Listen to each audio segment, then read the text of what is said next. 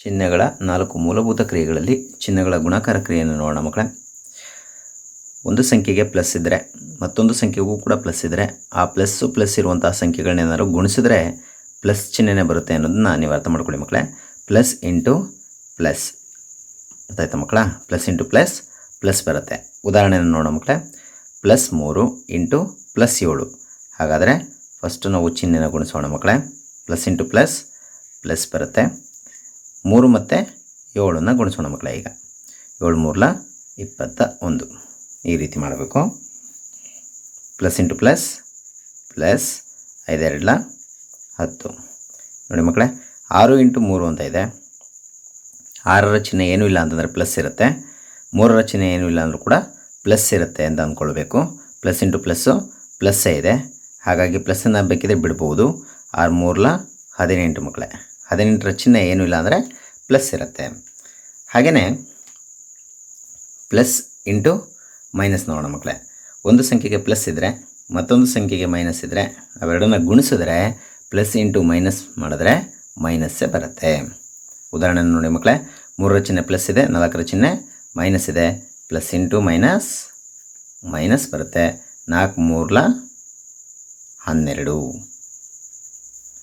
ನಂತರ 5ರ ಚಿಹ್ನೆ ಪ್ಲಸ್ ಇದೆ, 2ರ ಚಿಹ್ನೆ ಮೈನಸ್ ಇದೆ. Plus into minus 5 into 2 5 2 10. ಇಲ್ಲಿ ನೋಡಿ ಮಕ್ಕಳೇ, 6ರ ಚಿಹ್ನೆ ಪ್ಲಸ್ ಇರುತ್ತೆ, ಏನೂ ಇಲ್ಲ ಅಂದರೆ. 3ರ ಚಿಹ್ನೆ ಮೈನಸ್ ಇದೆ. ಈ ರೀತಿ ಇದ್ದಾಗ ಫಸ್ಟ್ ಇಲ್ಲಿ ಏನೂ ಇಲ್ಲ ಅಂತಂದರೆ ಪ್ಲಸ್ ಇರುತ್ತೆ ಅಂತ ಅಂದ್ಕೊಂಡ್ರಲ್ಲ, ಅದು ಆ ಪ್ಲಸ್ ಇಂಟು ಮೈನಸ್ 6 3 18. ಅರ್ಥ ಆಯ್ತಲ್ಲ ಮಕ್ಕಳ?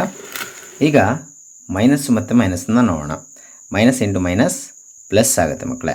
ಮೈನಸ್ ಇಂಟು ಮೈನಸ್ ಮಾಡಿದ್ರೆ ಪ್ಲಸ್ ಬರುತ್ತೆ.